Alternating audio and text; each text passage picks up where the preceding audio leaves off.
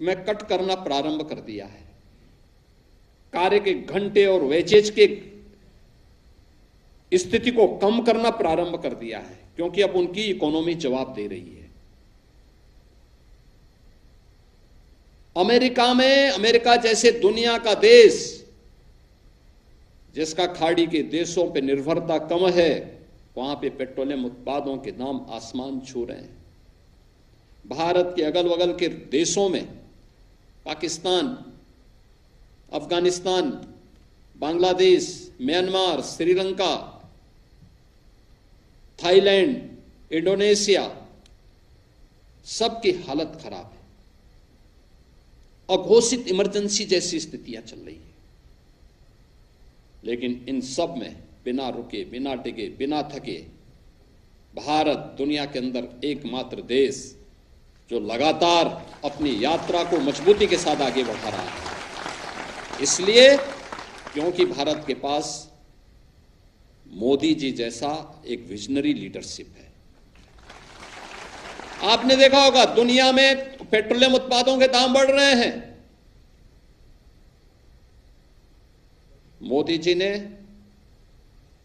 आपूर्ति को स्मूथ तो बनाया ही, पेट्रोलियम उत्पादों के दाम को नियंत्रित करने के लिए उस पर लगने वाली एक्साइज ड्यूटी को भी कम करके देश की जनता को, 145 करोड़ की जनता को राहत दी है।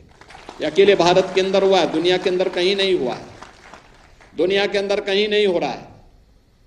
अब मुझे बताइए, मोदी जी जो ये 145 करोड़ लोगों को राहत दे रहे हैं, क्या इसका लाभ केवल भाजपा के लोग ले रहे हैं?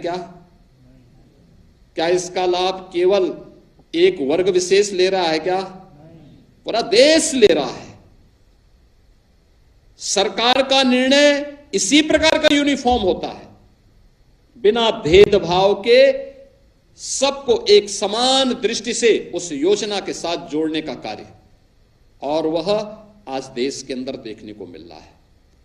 अब सोचो, मोदी जी के नेतृत्व में देश आगे बढ़ रहा है, तो मोदी जी को रोकने के लिए किस किस प्रकार के निम्न स्तरीय प्रयास प्रारंभ हुए हैं। कैसे अफवाह फैलाई जा रही है, कैसे माहौल को दुष्प्रचार में बदलने का काम हो रहा है,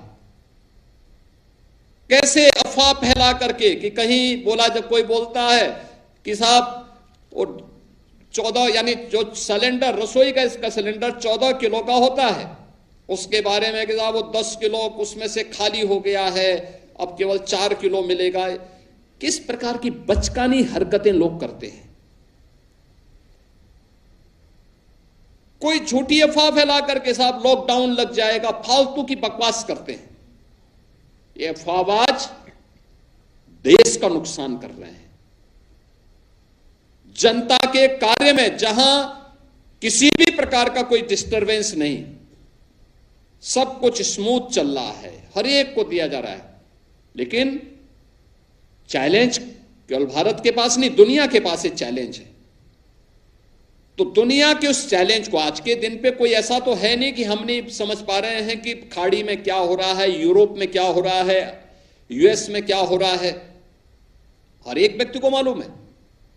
तो उस चैलेंज को देखते हुए हमारा राष्ट्रीय कर्तव्य बनता है कि हम भी इस समय किसी अफवाह पे ध्यान देने की बजाय हम भी देश के अंदर, देश की लीडरशिप के द्वारा जो मार्गदर्शन दिया जाता है, हम भी उसका पालन करें, अफवाह में न पड़े।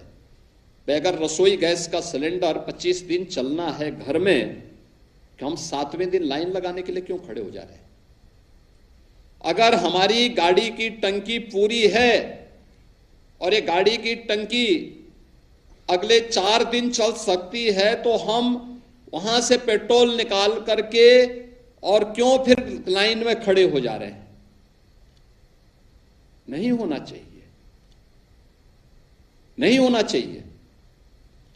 हमें किसी अफवाह में नहीं, जब सरकार आपके साथ खड़ी है, हर स्तर पर खड़ी है।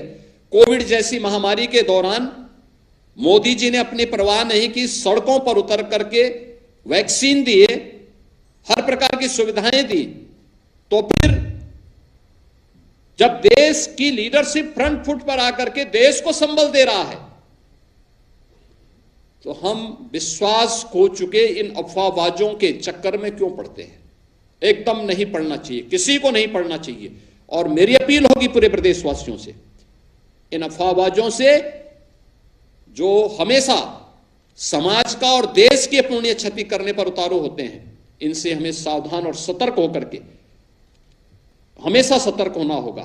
क्योंकि जब ये सत्ता में थे, इन्होंने कुछ नहीं किया, न युवाओं के लिए किया, न महिलाओं के लिए किया, न अन्नदाता किसानों के लिए किया, न श्रमिकों के लिए किया, न कामगारों के लिए किया, न इंफ्रास्ट्रक्चर के लिए कोई सुविधा दी, न ट्रांसपोर्ट की कोई सुविधा दी, न अच्छे संस्थान खोले, किसी भी दिशा में प्रयास नहीं किया।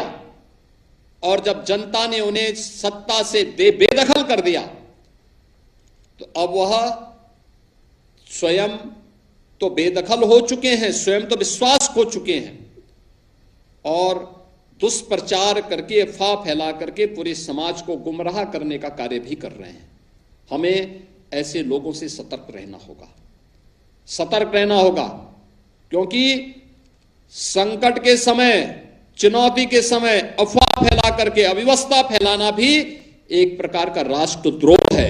और इस राष्ट्रद्रोह को किसी भी स्थिति में स्वीकार नहीं करना चाहिए और किसी भी राष्ट्रभक्त नागरिक को इस प्रकार के अफवाह को खंडन भी करना चाहिए और ऐसे लोगों की चुनौती का जवाब देने के लिए आगे आना चाहिए। कहना चाहिए वे गलत बात करते हो, कहां समस्या है, और अगर है हम सामूहिक रूप से देश के साथ मिलकर के समस्या का मुकाबला करेंगे। यही हमारी राष्ट्रभक्ति कहती है और ये हमारा दायित्व भी बनता है। आप मुझे